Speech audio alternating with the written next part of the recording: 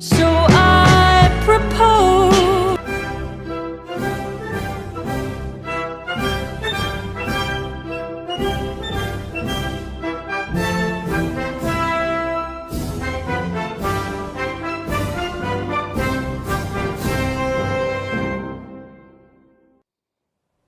Congolaises, Congolais, chers compatriotes, il y a 6 ans, je prenais congé de mes responsabilités en tant que président de la République, chef de l'État.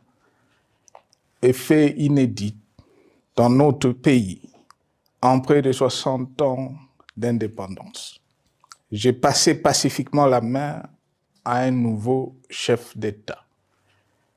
Depuis lors, je m'étais imposé un strict devoir de réserve, y compris quand je fais l'objet, directement ou par mes proches interposés, de provocations, de déni de droit, d'humiliation, d'imputations dommageables et d'autres multiples atteintes à ma dignité.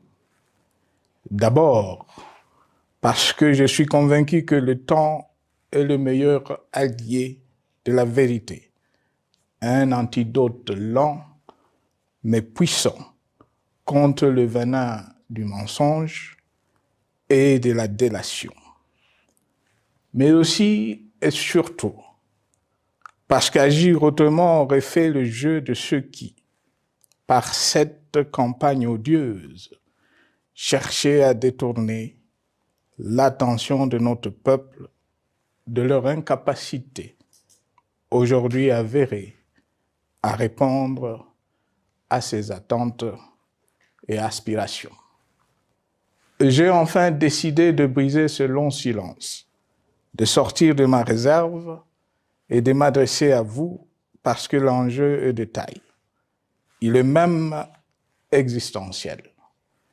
Non pas pour ma famille politique ou biologique, moins encore pour ma modeste personne, mais plutôt pour la nation congolaise et pour l'avenir de notre cher et beau pays. J'ai décidé de briser le silence parce qu'au vu de la situation que traverse notre pays, continuer à me taire m'aurait rendu poursuivable devant le tribunal de l'histoire, pour non-assistance à plus de 100 millions de compatriotes en danger. Je saisis cette opportunité pour partager avec vous mes réflexions et participer ainsi à la recherche de la solution à la crise que traverse notre pays, la République démocratique du Congo, terre de nos ancêtres, car il est gravement malade et son pronostic vital engagé.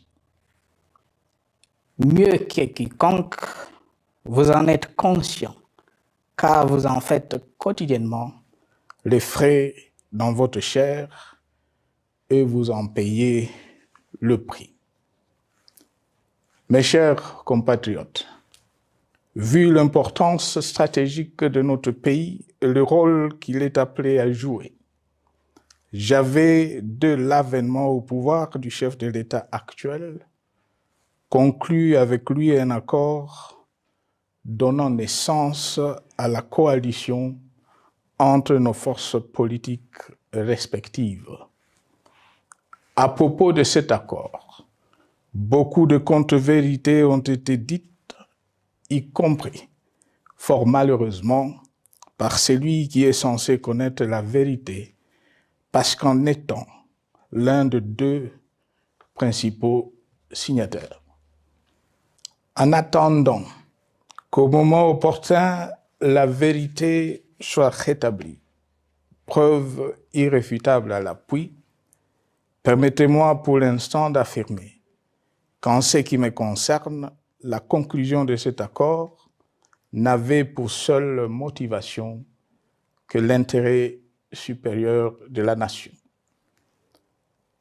Par cet accord de mutualisation de forces, j'entendais en effet permettre à mon successeur d'exercer dans la direction des affaires de l'État plus de pouvoir effectif que ce que la faible représentation de sa famille politique au sein de la nouvelle Assemblée nationale était en droit de lui conférer. Je voulais par ailleurs faciliter le fonctionnement harmonieux des institutions et éviter à la nation, comme à notre jeune démocratie, d'éventuelles crises politiques qui leur auraient été fatales. Cette première alternance pacifique et civilisée à la tête du pays avait suscité d'autant plus d'espoir qu'en janvier 2019, notre pays se trouvait en bien meilleur état qu'au moment de ma propre accession à la magistrature suprême en janvier 2001. Alors que j'avais trouvé un pays au bord de l'implosion, miné par une longue dictature et des guerres, sans institutions républicaines, économiquement en faillite et socialement déchiré. Bref, un pays dont l'incertitude de lendemain menaçait la stabilité de toute la région. Le 24 janvier 2019, j'avais en effet légué un bien meilleur héritage à mon successeur, à savoir un pays réunifié, largement pacifié et dont les limites territoriales correspondaient exactement à celles qu'elles étaient au 30 juin 1960. Une nation reconstituée, réconciliée et fière de sa diversité. Un État doté d'une constitution progressiste et des institutions fonctionnant harmonieusement. Une économie dynamique et résiliente et débarrassée du fardeau de la dette hérité de régimes antérieurs, du fait de multiples réformes structurelles engagées. Une armée nationale républicaine de plus en plus professionnelle et capable de relever le défi de la défense de l'intégrité du territoire national. Une démocratie en constante consolidation, avec notamment l'organisation sur fonds propres d'un troisième cycle électoral. Le cœur serré, je constate qu'à peine 6 ans après, ce bel héritage en indivision, légué à l'ensemble de notre peuple, a été complètement dilapidé par celui qui en avait reçu la garde. Que notre pays offre un spectacle de plus désolant et qu'il suscite d'autant plus de désespoir au sein de notre peuple et de pitié et de moquerie à travers le monde, que l'inconscience de ses dirigeants ne permet aucun espoir de redressement. Cette détérioration rapide de la situation générale du pays est principalement due à l'inverse du pouvoir sans limite. Le nouveau dirigeant s'illustre en effet par une série de remises en cause, reniements et violations intentionnelles de la Constitution, avec en toile de fond la volonté irrésistible de concentrer tout le pouvoir entre les mains d'un seul homme au mépris du pacte qui cimentait la cohésion de notre peuple. Le premier acte de remise en question de ce pacte républicain, véritable socle de stabilité et de cohésion nationale, a consisté à violer délibérément la Constitution et les lois pertinentes. Lors du premier remaniement de la Cour constitutionnelle par le président de la République. La violation de ce texte juridique, fondement de tout état de droit, pour de simples raisons de confort politique, est devenue depuis lors une marque distinctive de la gouvernance de notre pays. Dans le même esprit, en décembre 2020, il fut organisé un coup d'État institutionnel à la suite du renversement en pleine mandature d'une majorité parlementaire, pourtant dévolue par le peuple souverain, ainsi que le gouvernement qui en était issu. S'en sont ainsi suivis la nomination illégale de membres de la Commission électorale nationale indépendante, ainsi que le simulacre des élections de décembre 2023, organisées en violation du cadre juridique et de normes internationales pertinentes, qui, par une ampleur sans précédent de la fraude, ont amplifié l'illégitimité des institutions et de leurs animateurs. Le coup de grâce a été donné par l'annonce du projet de changement de la Constitution, un projet dont la réalisation liquiderait totalement le consensus national de Sun City. Les conséquences négatives de cette gouvernance non orthodoxe sont pour le moins stupéfiantes. Le pays est ainsi devenu un espace de non-droit. La République a cessé d'être démocratique et la volonté du chef de l'État tient désormais lieu de loi suprême, supplantant la Constitution et les lois. En revanche, érigé en politique du gouvernement, le populisme et la démagogie, le mensonge et l'arrogance, la discrimination et la stigmatisation de certaines composantes de notre peuple, l'institutionnalisation du tribalisme et du népotisme, l'opposition de communautés nationales les unes aux autres, le discours de haine et l'injustice ainsi que l'impunité ont d'autant plus aisément détruit la cohésion nationale et le vivre ensemble que l'opulence outrancière et le non-respect de la parole donnée sont les maîtres mots de la classe politique au pouvoir. Ce qui a rendu le pays fragile et donc vulnérable.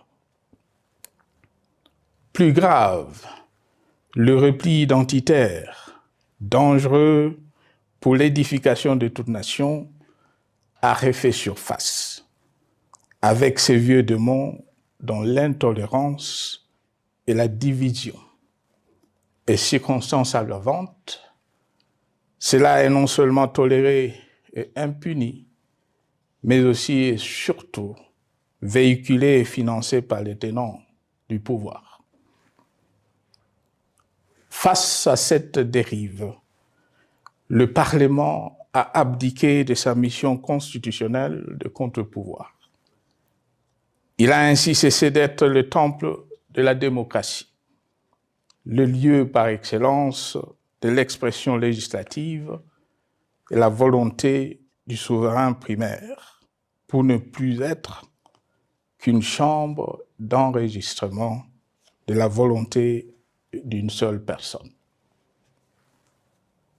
Quant à la justice, garante constitutionnelle des libertés publiques et du socle de valeurs, qui structure notre identité et forge notre unité, elle a complètement démissionné de ses responsabilités, se laissant ouvertement instrumentalisée à des fins politiques et n'est donc plus qu'un instrument d'oppression d'une dictature qui tente désespérément de survivre à contre-courant de l'histoire, par la terreur et l'imposition de la pensée unique. Rôle peu louable qu'elle partage avec les milices tribales, ainsi que la police et le service de renseignement, eux aussi détournés de leur noble mission de protection des citoyens et de sécurisation de l'État. Sur le plan économique, la situation est de plus inquiétante. Malgré l'augmentation des recettes publiques, essentiellement due à l'arrivée à maturité de toutes les réformes courageusement votées de 2002 à 2018, notamment le nouveau code minier, forestier, des hydrocarbures, des assurances et de la sous-traitance, et un niveau d'aide financière accrue de la part des institutions de Bretton Woods. Aucun investissement n'a été réalisé pour doter le pays d'infrastructures modernes, soutenir des réformes structurelles et stimuler la croissance. Par contre, l'inflation et la dépréciation monétaire, jadis vaincues, sont de retour. La corruption et le détournement de deniers publics ont atteint un niveau inédit. Et l'endettement public que nous avions maîtrisé de 2010 a de nouveau grimpé en flèche, dépassant la barre des 10 milliards de dollars et suscitant des inquiétudes légitimes quant à la solvabilité à moyen et long terme du pays. Les conséquences sur le plan social sont aussi dramatiques. Aggravation du chômage, accumulation des arriérés des salaires des agents de l'État, baisse drastique du niveau de vie de la population et recrudescence du banditisme urbain, de l'exode rural et de la famine dans un nombre croissant de provinces. Les Congolais sont désormais en proie à une véritable angoisse existentielle. Parmi les victimes résignées de ce gâchis se trouve en bonne place notre jeunesse, qui a été pourtant de tout le combat démocratique et qui a beaucoup cru aux vertus de l'alternance pacifique. Aujourd'hui, sans repère ni perspective sérieuse du lendemain, et se sont abandonnés, laissés à la merci des entrepreneurs de conflits et de vendeurs d'illusions de tous bords. Rien de ce qui lui a été promis depuis 6 ans n'a été réalisé. À cette jeunesse désabusée, comme à l'ensemble de notre peuple, nous tenons à donner une assurance. L'échec d'un régime compromet, mais ne scelle pas définitivement le sort d'un peuple. Mes chers compatriotes, s'agissant de la situation sécuritaire, dans les grandes agglomérations comme dans nos campagnes, elle est partout plus que préoccupante. C'est le cas notamment au nord Kivu, au sud Kivu, en Ituri, au Maniema, au Tanganyika, au Katanga et au Mai-Ndombe, provinces pourtant voisines de Kinshasa, capitale du pays et siège des institutions. Le sang de nos compatriotes civils et militaires, valeureux officiers et soldats des rangs, mais aussi députés, éminents membres de la société civile ou de partis politiques, a ainsi abondamment et gratuitement coulé. Du fait de l'intolérance, du cynisme, voire pire, d'un terrorisme d'État pratiqué dans un seul et unique dessein, l'abus du pouvoir pour le pouvoir. C'est le cas, entre autres, de sang de plusieurs centaines de détenus du centre pénitentiaire de rééducation de Makala, sauvagement abattus dans la nuit du 1er au 2 septembre 2024, victimes sans défense d'un crime incontestable contre l'humanité, à ce jour resté impuni. Il en est de même de membres de la secte mystico-religieuse Wazalendo de Goma, de jeunes de la Junafek à Lubumbashi et du massacre des adeptes de l'église Mbidi à Kilwa. Cette déliquescence de la situation sécuritaire est due à la mauvaise gouvernance du pays qui, dans ce secteur, est aujourd'hui caractérisé par une formation militaire bâclée, des recrutements et mises en place ethniquement motivés, ainsi que par l'emprisonnement sans jugement, aussi bien de plusieurs militaires et officiers de haut rang que des agents de l'ordre et de sécurité, majoritairement swahiliphones. Bien plus, à l'armée nationale, bouclier de la nation, instrument de préservation de l'indépendance nationale et de l'intégrité territoriale, il a été substitué de bandes de mercenaires, de groupes armés, de milices tribales et de forces armées étrangères qui ont non seulement montré leurs limites, mais aussi enfoncé le pays dans un chaos indescriptible. L'État a ainsi perdu le monopole de la violence légitime en sous-traitant aux groupes armés, autrefois maîtrisés, le maintien de l'ordre public et de la tranquillité nationale. Et comme si cela ne suffisait pas, l'armée nationale est vilipendée, conspuée et tournée en dérision par les autorités qui n'assument jamais rien alors qu'elles sont censées veiller à sa consolidation et à sa respectabilité. Pour les avoir formés, commandés et conduits au front, je connais nos soldats, boucs émissaires aujourd'hui de toutes les contre-performances enregistrées sur les champs de bataille. Ils ne sont pourtant pas intrinsèquement moins bons, moins nationalistes et moins loyaux. Ce qui a changé entre-temps, c'est la qualité du commandement et de leur prise en charge.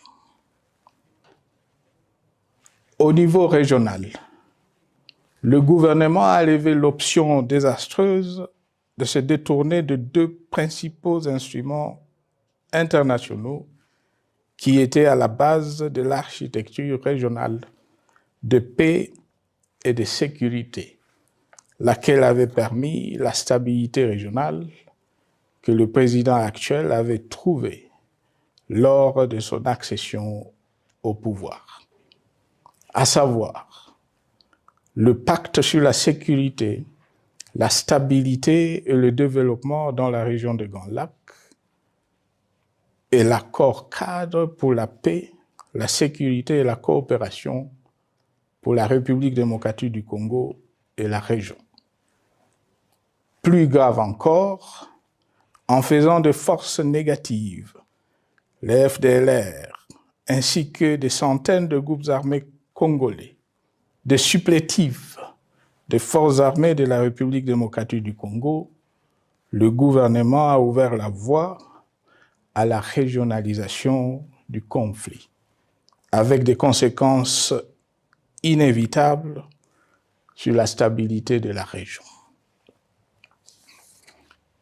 Mes chers compatriotes, alors que sur le plan institutionnel, politique, économique et social, les fondamentaux avaient été établis et que le pays avait été placé sur la rampe de lancement, prêt à décoller.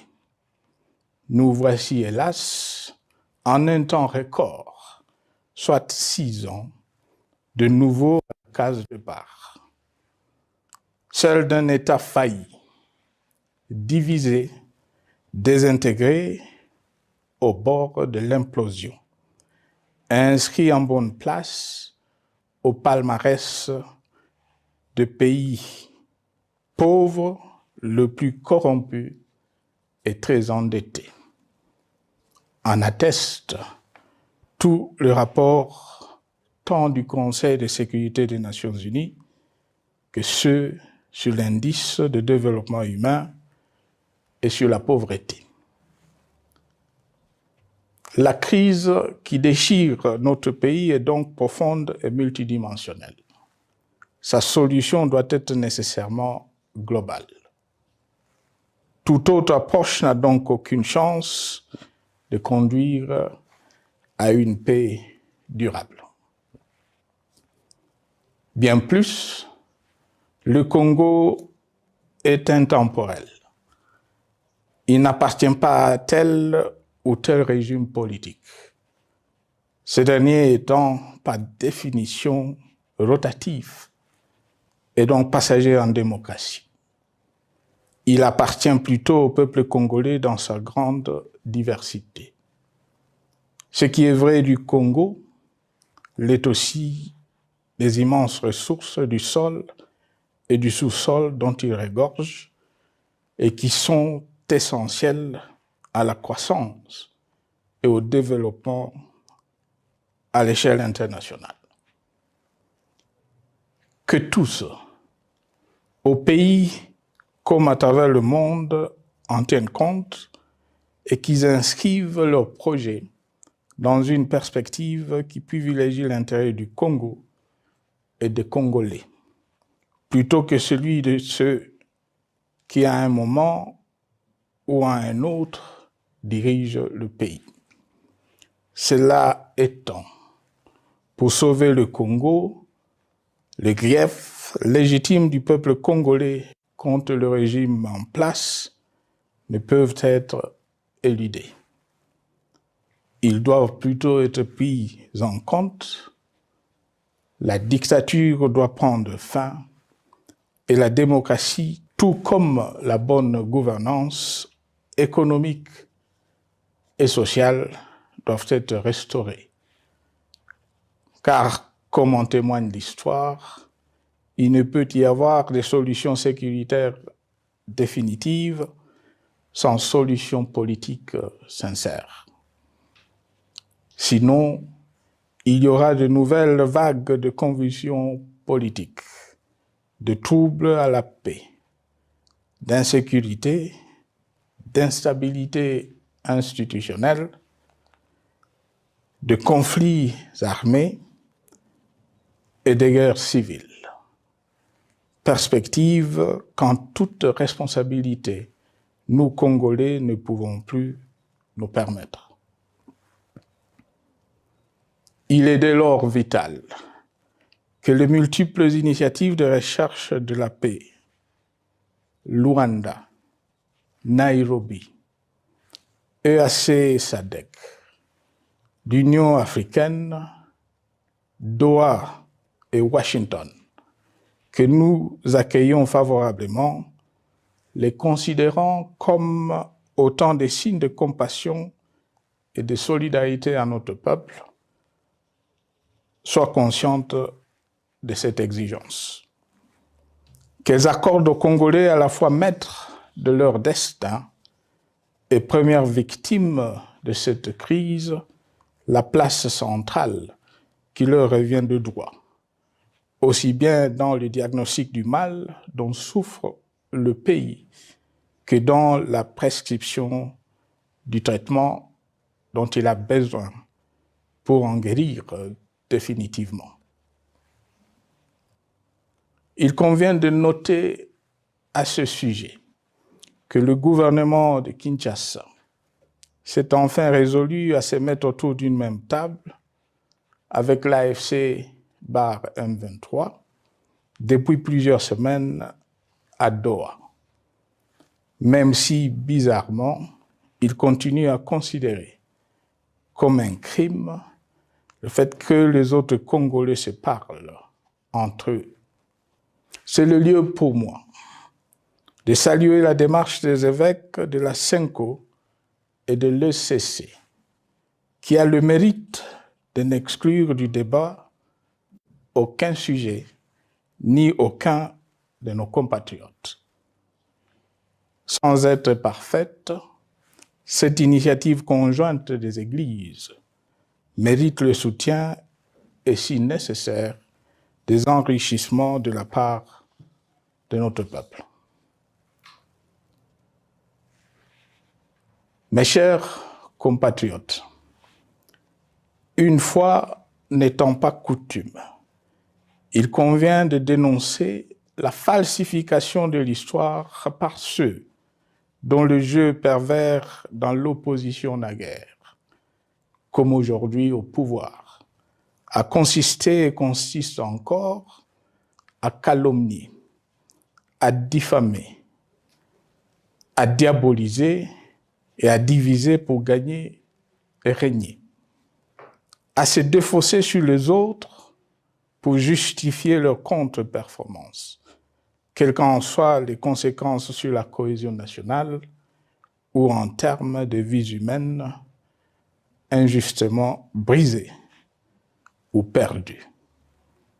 Une preuve, s'il en fallait encore, vient de nous en être donnée une fois de plus. Il y a quelques jours, en effet, suite à une simple rumeur de la rue ou des réseaux sociaux sur ma prétendue présence à Goma, où je veux me rendre dans le prochain jour, comme annoncé par ailleurs, le régime en place à Kinshasa a pris des décisions arbitraires, avec une légèreté déconcertante qui témoigne du recul spectaculaire de la démocratie.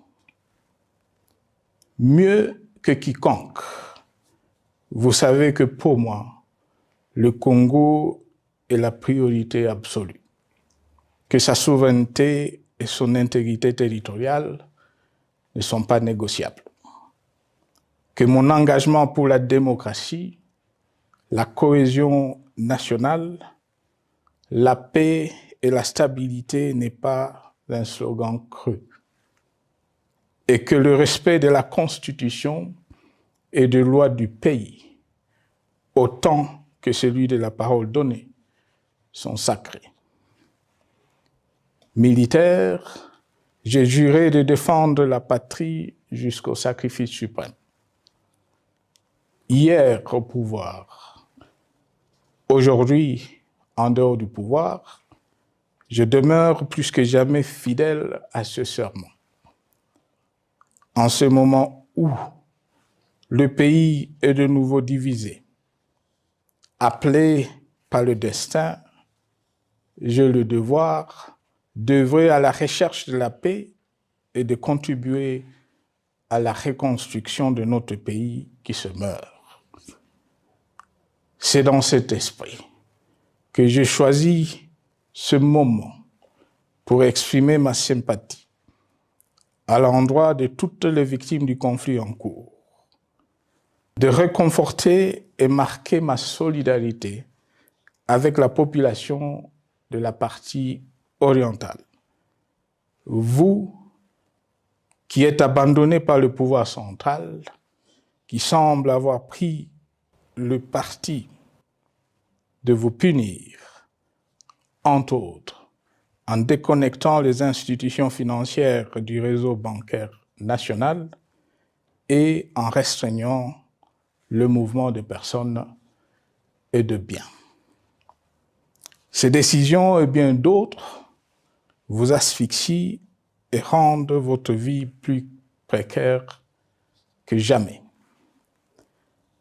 J'en appelle aux uns et aux autres, en particulier au gouvernement, d'humaniser les conditions de vie de nos compatriotes de cette partie du territoire national. Ils ont droit à la vie, à la scolarisation de leurs enfants et aux autres conditions du bien-être. En entendant le rétablissement de l'autorité de l'État sur toute l'étendue du territoire national, j'invite les tenants du pouvoir à protéger la population. De même, l'armée, la justice, les autres structures en charge de l'ordre et de la sécurité doivent être véritablement au service de la population et répondre à ses aspirations.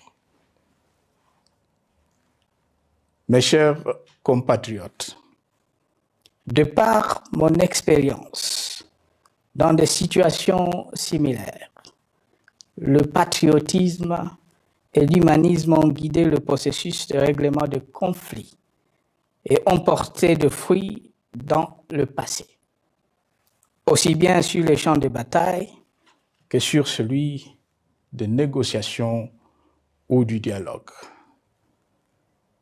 Notre pays avait été divisé de quasi-moitié pendant quelques années.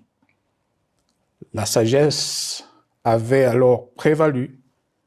Nous avions recollé le morceau et le pays a survécu dans son unité.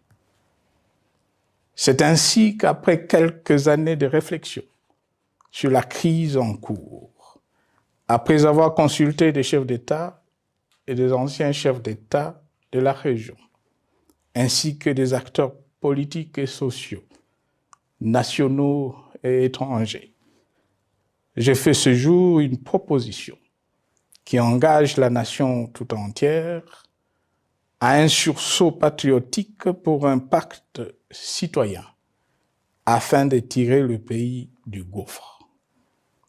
Le travail hardi qui s'impose à nous portera notamment sur les 12 points suivants. 1. Mettre fin à la dictature, mieux à la tyrannie. 2.